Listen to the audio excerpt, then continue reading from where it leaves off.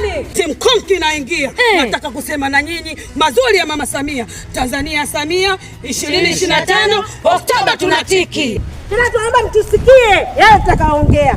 Tena kuweni makini. Sasa hivi mambo yako poa. Samia yuko nyuma kusaidia akina mama. Sikilizeni wanangu, kubwa hili hapa, wanawake 108 wajivunia boti la uvuvi. Mbona hili hamlisemi tena, liko waziwazi? Wizara ya Afya, Maendeleo Jamii imefanya mambo mazuri. Tunasema wanawake, watu wote tuna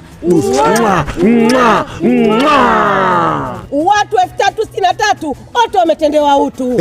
Wanawake kwa pamoja, hao ni maendeleo kwetu. Kwa nini nijibane? Niache kujiachia.